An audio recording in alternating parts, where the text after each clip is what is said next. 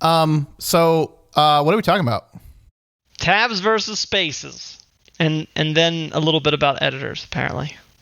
Yeah, it was all of that together. It was text input strategies. That's kind of vague. Are we also covering mechanical keyboards? I mean, we could, I guess. I have it's nothing compared to your mechanical keyboard, but I mean, is it even an argument? It's tabs, right? Like, or it's tabs that turn into spaces, right? Yes, I think spaces that are created by pressing the tab key. Yes, there are two arguments here. There's the jam the space bar a couple times. That's wrong. Nobody is advocating for that. That is not a thing. I don't think anyone here is. But then also the tab key generates spaces. Is anyone arguing against that? So a little bit of background. This actually came up at work. Somebody asked the question in our work Slack, and people were seriously asking, like, the question was tabs or spaces, and that was all it was. Like, there was no clarification. There was no conversation about it, really. It was just people voting on a little poll in Slack. And a bunch of people said tabs. And I was like, tab, why? And then we had a whole discussion about, like, it's not like \T, like the tab character. It's spaces created by tabs. Like, that's what I want. And people are like, oh, well, now I need to go change my answer. And I was like, oh. Yeah, like there's a Silicon Valley episode that is very funny in which Richard starts dating this girl, and she's basically perfect, except she hits the tab key on her keyboard, and he just hits the space bar 4 times like an idiot. And I think they were purposely setting up a straw man so that Richard would look stupid. Nobody is doing that. Everybody that is indenting is hitting the tab key on their keyboard. What is up for debate, I think, is whether or not that translates to a certain number of space characters /s, or if that outputs a literal /t. But are all three of us here in agreement that it's a /s? It should be a /s. 4 /s's created by one press of the tab key on the keyboard.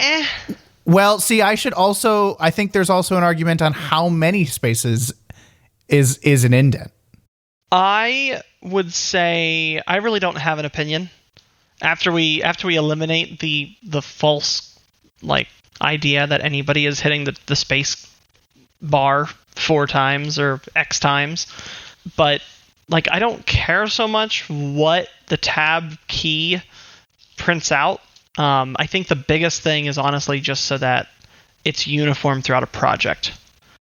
Oh, absolutely. You could not mix in a project. That would be madness.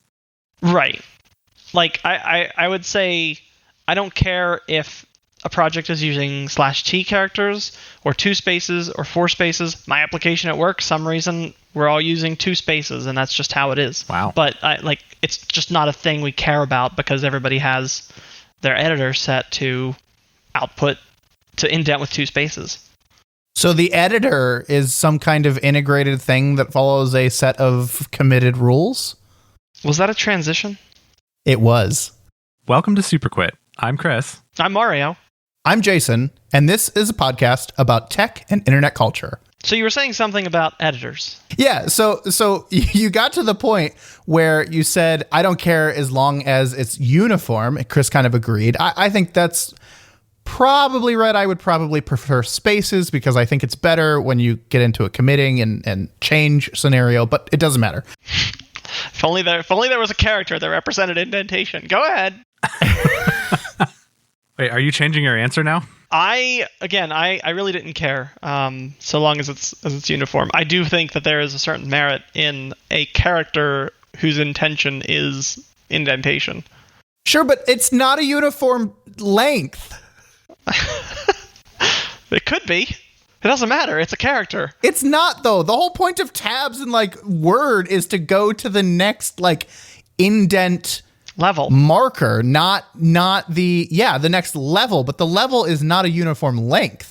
Yeah, but it doesn't matter how it's displayed in my editor. It only depends on... It absolutely matters how it's displayed in your editor. No, it doesn't. The only thing that matters when you actually look at collaboration is this line is indented 1 level in from the previous line. Sure, but if I copy that to Word or whatever stupid thing a business user might do, I don't want it to look different.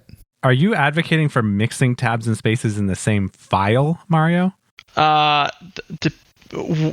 Where? Do I think you should have like tab if space parenthesis? Yeah, I think that No, makes I'm sense. asking on line 1, I have /t and then my code. And on line 2, I have 4 spaces and then a code. Like Oh, my no, code. no, no. I think it should always be uniform across the entire project. It's either indented with tabs or indented with a set number of spaces. But like I think the tab solution is not as silly as we might be making it out to be. It is a solution. I don't think it's silly. I just think, yes, I will agree. It's fine. I really, like, at the end of the day, if I open a project that has tabs, I'm not going to spend the time to change it to spaces. I don't care that much. But a tab does not define a uniform indent. It doesn't define a set of space. It defines go to the next level, which in different applications means different things. Which applications are you using besides an editor and GitHub or Subversion or Mercurial? What about GitLab? Shut up.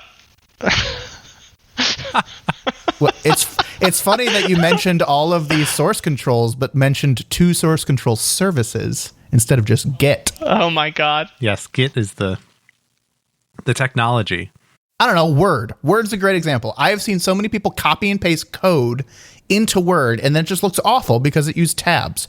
But you know what would solve that problem? Okay, well, then we also have to solve for importing into YouTube and importing into, I don't know, all recipes. Like, I can't solve for everything. You can, though. Use spaces. Spaces are a uniform distance. I think we should talk about these people that you're talking to that are copying and pasting code into Microsoft Word. Listen, you're never going to get that to stop, though. That's just going to be a thing. You're approaching it from a visual perspective, and I'm approaching it from a token perspective. Sure, but code is all about readability. Yeah, and in my editor, I could set a tab to be 2 spaces or 6 or 24 or whatever I want. Can you imagine someone with a tab set to 24? You set your tab to 24, and then you'd have to like type if and then 6 spaces and then a parenthesis just to make it look right. That's why I got an ultra wide. Oh, God. All right. Well, your setting of 24 spaces is a great segue into the power of an IDE. IDEs or editors? You gotta define the two. Well, that's a good point. Let's start there, maybe. So an IDE stands for an integrated development environment, right? So I guess an editor is kind of it's like a piece of an IDE, but an IDE is much, much more than that, right? It's the whole working environment. Whereas an editor, I don't want to call it a text editor. It's not always a text editor, but an editor to me is just something you manipulate text with. Is that a good definition, or does someone have a different one? I think your point about a text editor being a component inside of an IDE is the right idea. I think now, these days, to find something that is just a text editor is actually harder and harder. Many of the lighter weight text editors have actually added a whole bunch of features that bring them a lot closer to IDE-ness. I mean, I'm thinking specifically of Visual Studio Code. I know we're not talking products yet, but well, no, but that's a good, like, I agree that the line has started to become blurred. I think a pure definition of a text editor or just an editor would be like VI. There's no ifs, ands, or buts around that. Yes. I don't know. You can script that. Or, okay, Nano. How about that? Or Ed, if we really want to go back. Ed is good. Or, on Windows Edit, I think on DOS. But yeah, I think an editor is literally just that. It's editing text. If it's doing anything else, the line starts to blur. But the further away you get from just editing text, the less of an editor it is. Like Windows Notepad editor.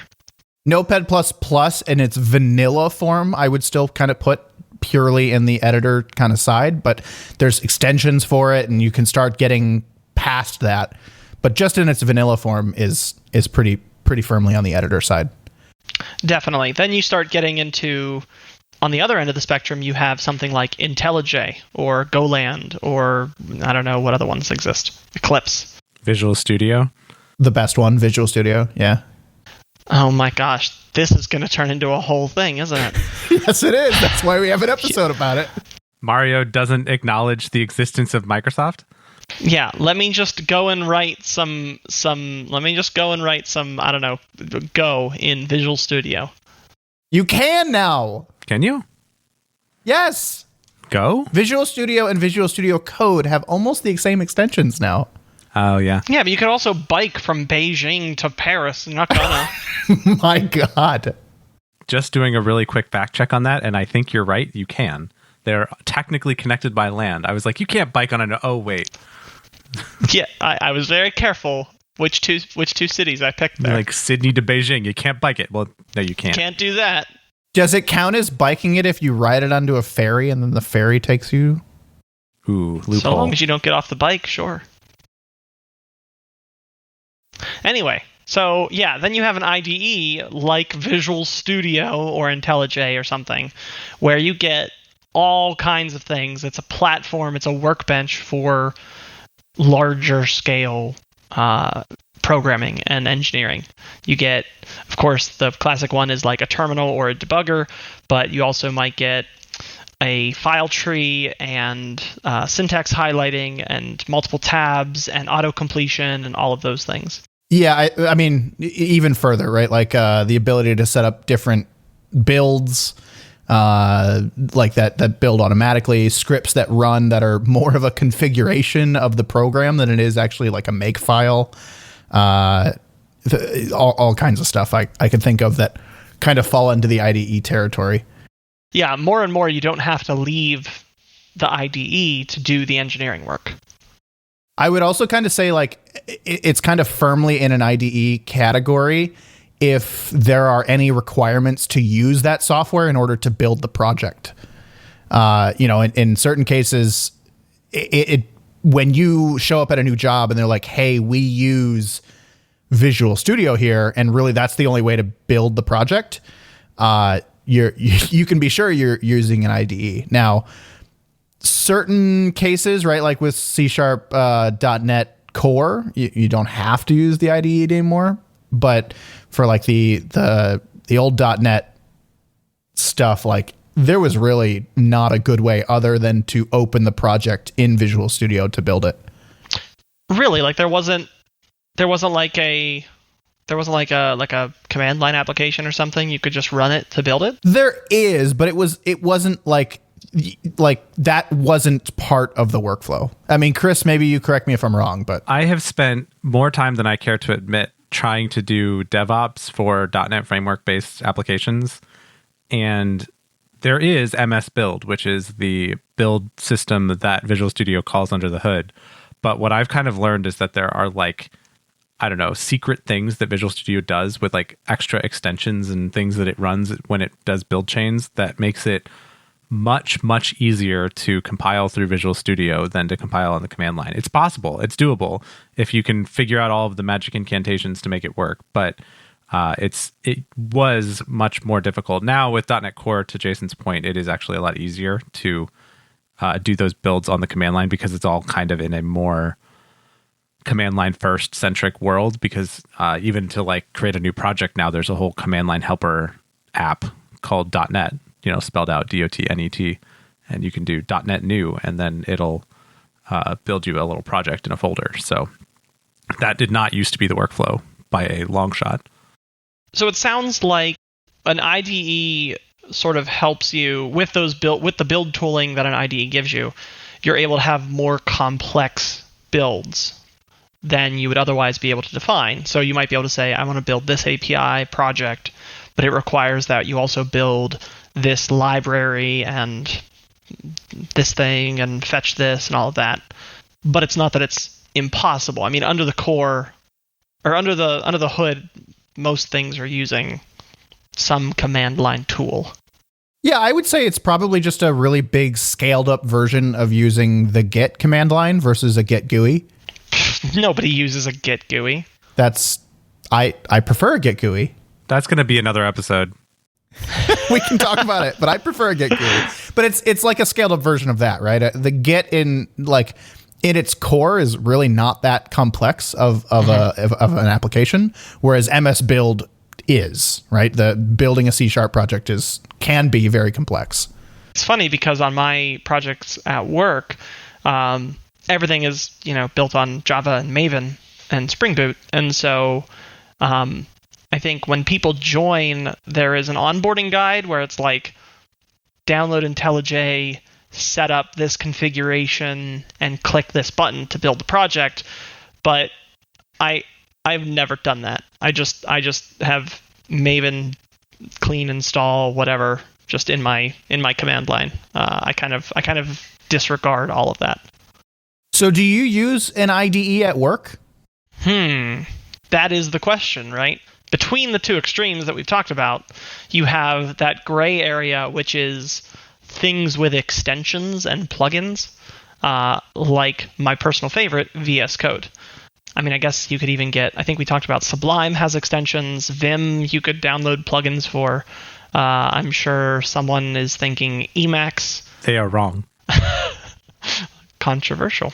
But yeah, so I after going between IntelliJ to Sublime to Vim, I finally landed on VS Code, which I really like because it's pretty bare bones with a terminal, a file tree, and some tabbed editors, unless you want to download like Java extensions or Go extensions or formatting and syntax highlighting for a certain language or something like that. And so when I do that, I have the terminal open at the bottom of the I'll just say window, where I'm typing my code, and then I say, all right, Maven clean test, and I watch the output. So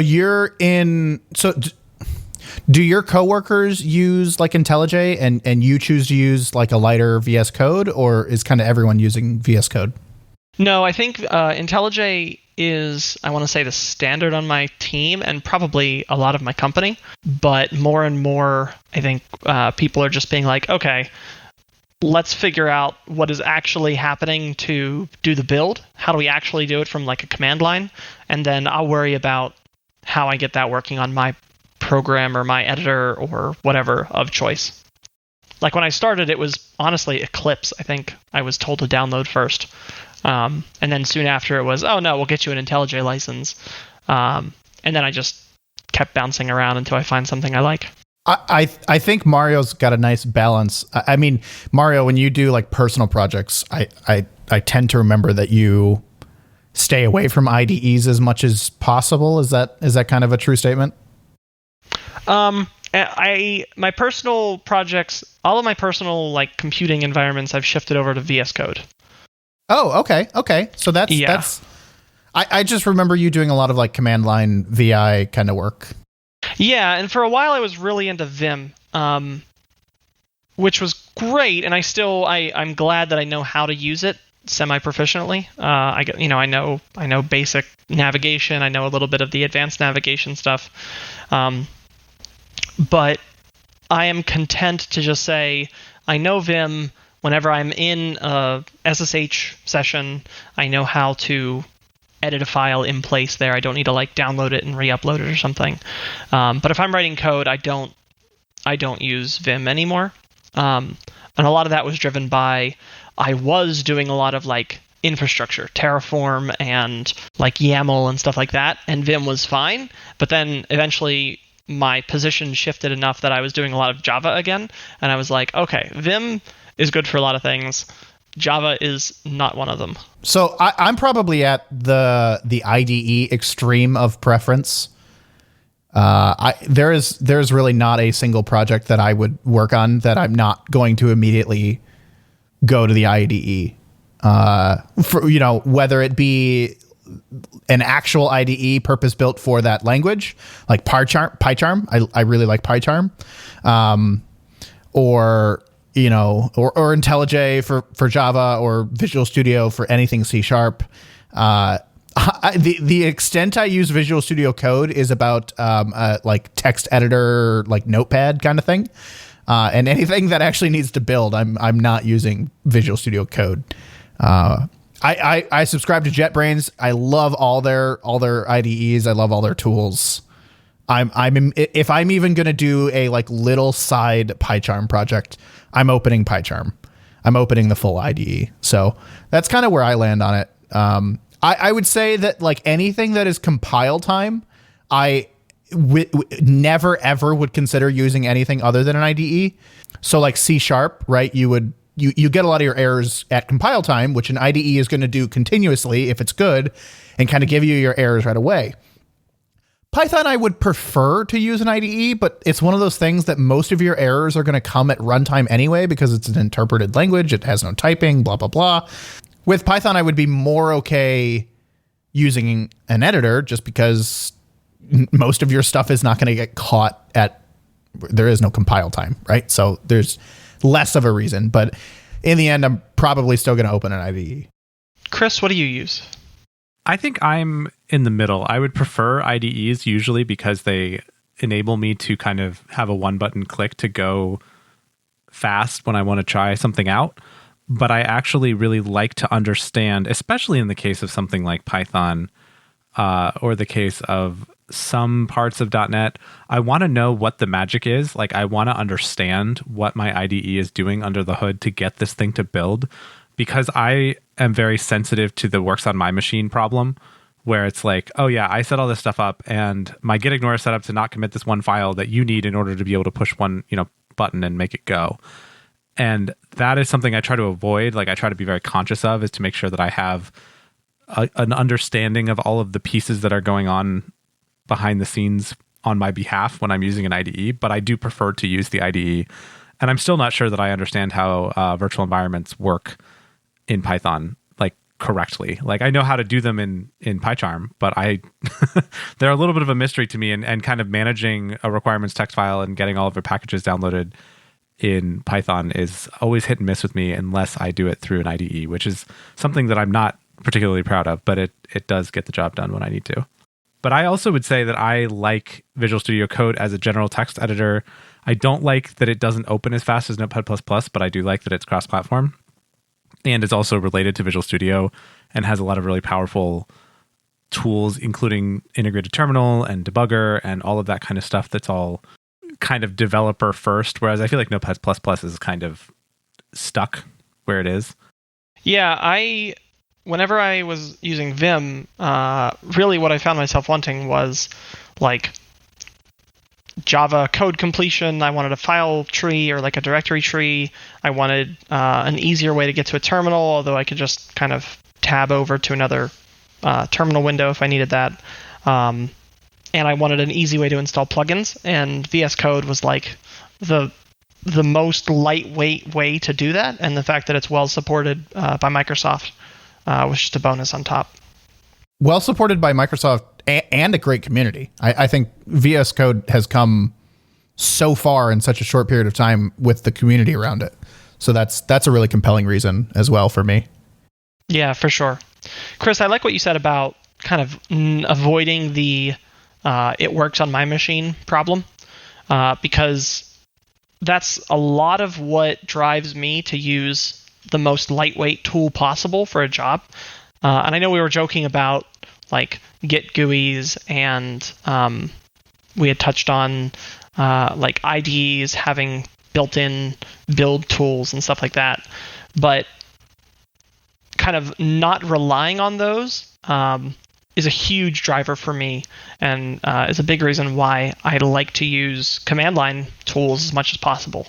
I like running the Git command line and Maven command lines and Go build and stuff like that, so that I know, okay, at its core, everything, no matter what system is using, no matter what Unix-based system is using this tooling.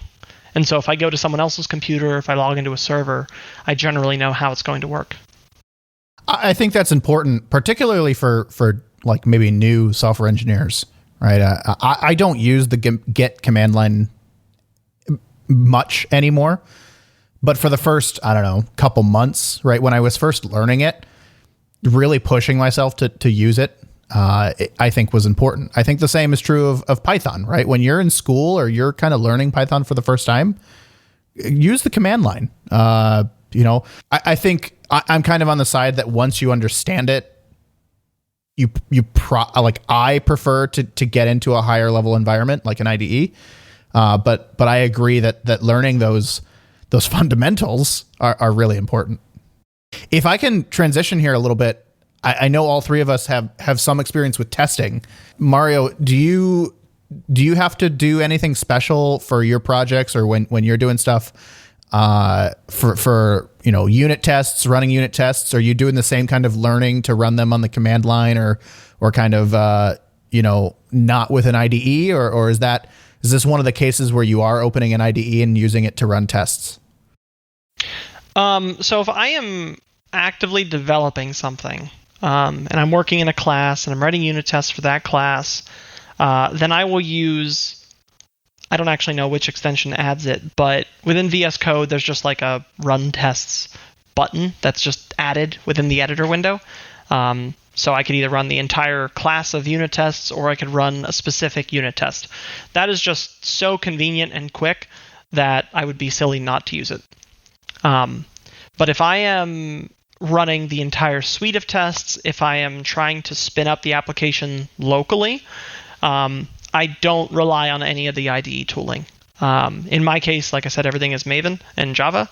So I'm running Maven clean install or Maven or something similar.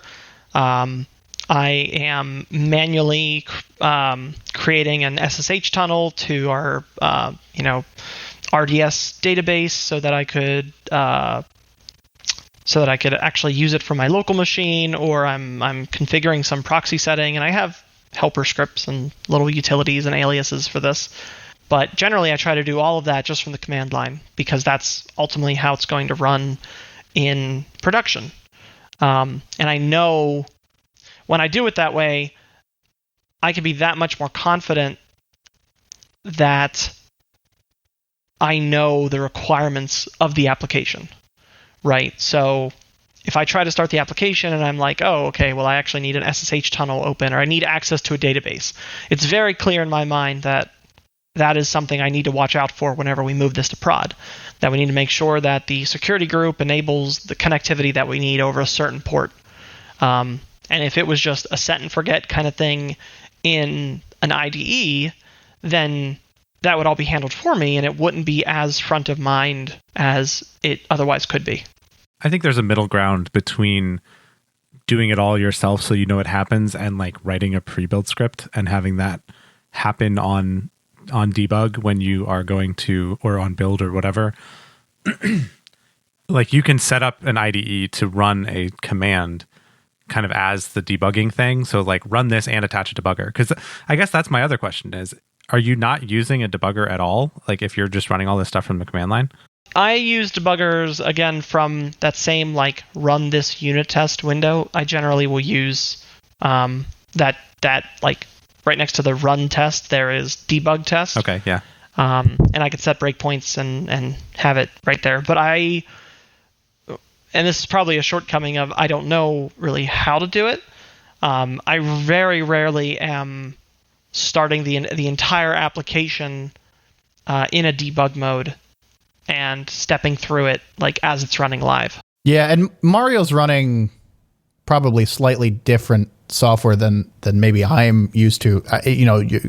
Mario, I think you're running stuff that's long running, kind of service oriented. Yeah, I mean it's all Java APIs. Listening for input. So the tests, the debugging tests makes a lot of sense because you're essentially forcing kind of a transaction to happen. That makes sense. Yeah. My use cases are usually like, I just want to write a console app to like process a little bit of data, or I'm working on a little desktop app to, process a little bit of data. You do a lot of data processing, you know that? Yeah. I process a little bit of data, a lot. A little bit. But a lot. He does it a lot. So I think that, yeah, at that point, I want to like test what's the value of this variable at this moment so that I make sure that I, am iterating over the right loop, or I'm, getting the right column removed or added or, averaged or whatever. and I want to, rather than write a bunch of print statements, I'll just, toss in the debugger. And even now, like Visual Studio proper, like full Visual Studio, has a little ornament that it shows up in the text editor that allows you to click it and it runs to that point without setting a breakpoint. Oh, that's so it's cool. as if you set a breakpoint, pressed F5, and then unset the breakpoint. Like it's very neat. Like it's a little green, looks like a little next track button or something like that. A little triangle pointing to the right with this vertical line. And that's a really useful tool to be able to like not have to just constantly throw breakpoints everywhere. I still kind of do it out of habit, but when I remember it's there and I click it, it's very nice. Another thing that I've noticed that's kind of come to prominence in both the IntelliJ suite of things and Visual Studio Code is the live share feature. Have you guys tried this? Oh, love it. Love it. Really? Is this a like a Google Docs collab thing? Yes. It's like you have basically your computer, in the Visual Studio case, right? You stream over some environment piece of all of like your open editors. And then the other person can see your cursor. You can see their cursor. You don't have to be looking at the same file, like in a project. So like you could invite me to come look at your IDE. And in my IDE, I would see your file tree. And I could double click on some completely unrelated file so that like I wouldn't have to ask you, oh, hey, could you open up the whatever file? Like I can just open it myself and look at it. And then I think either person or maybe just the host can actually do something that's, I think it's called like get attention or something, or call to a certain file. And you can actually force the other people in your live share session to come to a certain point in a certain file to like, hey, look at this. And you drag them all there. It's very cool. So the I'll call them the clients. The clients can be editing the project elsewhere, but then you could, as the host, call them, like summon them to look at a particular point. Exactly. The whole thing is just the epitome of remote pair programming. I think it is so cool. And I think you can literally be sitting next to each other and this is still a cool feature. Just because, Chris is exactly right. A lot of times, even if you're pair programming, right, sitting at the same computer, kind of looking at it, you have to be like, oh, could you open that? I want to see the implementation of that function or whatever. But the fact that you can do this independently, but together in the same project is just so cool. And it just takes like screen sharing up a notch. And it really puts it into the perfect environment for coding, for pair programming. Chris and I think have used it before on one of our pet projects that we've worked on. And to me, it was just one of the coolest features ever. It worked very, very well. And I think a lot of IDEs continue to improve upon it. But Mario, I think you made the analogy to Google Docs. And I think it's that, but even more, right? Because you're not isolated to a single document. You're already in like a development environment. You've got not just your documents, but all your configurations and all of you've got all of your hotkeys and like, but it's all within an environment that you're used to, but that you can both independently control, but also collaborate on. It's really, really cool. I'm going to have to try that at some point. I think I've heard of it, but I had forgotten about it until just now. So I did make a note just now to take a look. I think that'd be really neat, especially, like you said, with everybody remote working for quite a while, or with a lot of people remote working for quite a while. That could be really cool. Of course, I don't know how many of my coworkers are also using VS Code, but I was kind of thinking, as you were talking, I was like, how far can we extend this? And I was like, what if you had a server that hosted that session and then everybody on the team just kind of logged into the mainframe? Yeah, and then I was like, wait a minute, I think we're regressing in technology here. But I give it another couple years, and then I'm sure GitHub will have a co-editor of some kind. They already have it. It's called Codespaces. Have you seen that? GitHub Codespaces are basically just a little, because Visual Studio Code is an Electron app, which means it's basically just a web app running in a desktop wrapper. So they basically said, oh, well, then let's take the web app and put it in a web wrapper and now they have this like Visual Studio Code editor environment on a web page. And that all started because Visual Studio Code itself actually came from a product that's kind of no longer there called Visual Studio Online. And it was actually a thing that Microsoft had done like for themselves and for Azure and stuff. And then they spun it off into this desktop app, Visual Studio Code. And now it's back. Now it's back on the web in GitHub Codespaces. Oh, right, because Microsoft owns GitHub now. Wow, I didn't make that connection until just now. Full circle. Yeah, I keep forgetting about that. Okay, so, interesting. If you prefer, you can open a code space in GitHub and then connect to it in VS Code. It's very, very cool. Okay, so yeah, it's really just a matter of time then until this comes to enterprise versions and is enabled, which is probably the bigger hurdle. I think, Mario, you mentioned that some of your team uses IntelliJ. I'm pretty sure this is an IntelliJ feature as well. So, everyone's essentially doing it, like all of the different IDEs. Can you cross IDE? No, because on the Microsoft side, it goes through a Microsoft server. I'm assuming JetBrains goes through a JetBrains server. Yeah, it's typically like an IDE specific feature. Okay, yeah, Ned, that's what I figured. You can't collaborate across Google Docs and Word. Not that you would want to collaborate with anybody using Word. Wow, sick burn. I think it was a callback to the tabs.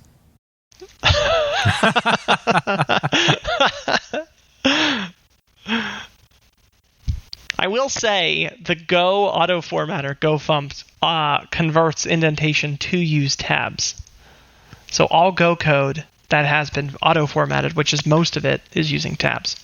But anyway. That doesn't surprise me in the least about Go. It just seems like a very Go thing to pick a very opinionated, possibly counterculture answer to something and then make that the default. Yeah, but you notice nobody in the Go community is arguing about it. Is that because they're just one hive mind? Yes, we are all connected to the Google. So are there any features in an editor or an IDE that you would want to see? And are you sure they don't already exist as an extension? Well, that's the other thing about IDEs is like, it's the same thing as like Photoshop. You can work in an IDE like Visual Studio every single day of your life and like barely scratch the surface. There are certain elements of IDEs that I'm sure exist that I just barely touch, like cyclomatic complexity analyzers or profilers or code coverage analyzers, or like there are just so many features that, and that's just like 3 examples off the top of my head, right? I can't even imagine some of the editor features of IDEs that I just have never even touched. Yeah, they are kind of, I feel like emergent is the word. They're the kind of thing that the good ones just kind of keep all the features out of the way until you're like, oh, I wonder if it could do X. And then you look and it's like, I just have to set X to true and I get access to it. Yeah, or just find the menu drop down that does the thing you're looking for that you never even thought to look for until now. Right, and that's where things like in VS Code, you could do, Control-Shift-P to just search through all of the different functions across all of the different extensions and stuff that you have installed and very quickly find those actions. But then there's people that get really crazy. 2 examples come to mind. One is, I currently, actually, if you look in Discord, it says that I'm playing Visual Studio Code because I have an extension installed that communicates my Visual Studio Code like open editor with Discord. I don't know why I installed it, but I did. So you could see what I'm editing and how long I've been sitting on it. 4 hours and 41 minutes in case anyone's curious. I don't understand networks, okay? Thank you for the call out. And then the other one is, I think it was Ben Awad, who is fairly popular on YouTube and Twitter. He created a Tinder clone within VS Code. Like the dating app. As an extension. Yeah. He recreated the dating app. Why? As an extension to VS Code that you can like swipe while you're coding? Yeah, I want to say he had to take it down because he was getting DOSed or something, but yeah, he just does all kinds of silly stuff like that.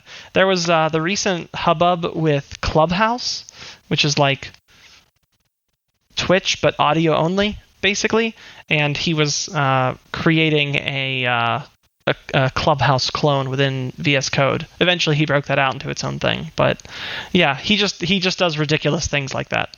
He's just deciding that VS Code is his platform of choice. For a while, yeah. I've actually written extensions for both Visual Studio and VS Code, and it's an interesting experience. Like, there's not a lot of documentation out there for Visual Studio extensibility. There's like one chat room that you kind of have to ask your question and hope for answers. And there's like one website that has a few articles that tell you about how it works in general. And then there's the docs, which are middling at best. And it's quite the experience. That's for VS Code? No, for Visual Studio itself. For VS Code, the extension that I wrote was actually a custom syntax highlighter for a domain-specific language that I was needing to edit for work. And they had basically written their own scripting language, and I wanted some kind of editor for that. So I wrote my own like language grammar, very, very specific to the project that I was working with. Oh, that's clever. I feel like I was just thinking about doing that for something. I don't know what it was. An interface, network interface file, maybe. But yeah, it's just simple things like that. It's really cool that you're able to just create extensions, and I'm guessing you didn't have to go through much to use it locally. No, it's actually very easy. There's a whole like project, like a sample project that you can get for Visual Studio Code extension development. And then it actually lets you run an experimental instance of Visual Studio Code, I believe from Visual Studio Code. And then because, again, it's all Electron, you can kind of change some of the files and just like refresh the interface on the like dev instance. And then it'll take those changes like instantly, which is really cool. Sometimes. Rarely, but sometimes JavaScript's kind of cool. Yeah, this is one rare occasion. There's got to be at least 5 occasions. Maybe. It's a stretch. Well, that was quite the discussion on editors and IDEs. And I think that we've probably got more to say, but we should cut it off here. Yeah, I think we came up with a lot of good topics for maybe future shows during that one. Tabs versus spaces, part 2, the tabbeting. We are still trying to get this show kind of growing and off the ground. We have a website that is superquit.libsyn.com. We are looking to get a more permanent home here soon. But if you do want to listen to any of our previous episodes or kind of read show notes or learn more about the show, you can visit us at superquit.libsyn.com. If you like the show, be sure to subscribe and maybe give us a review on Apple Podcasts or your podcast listening service of choice.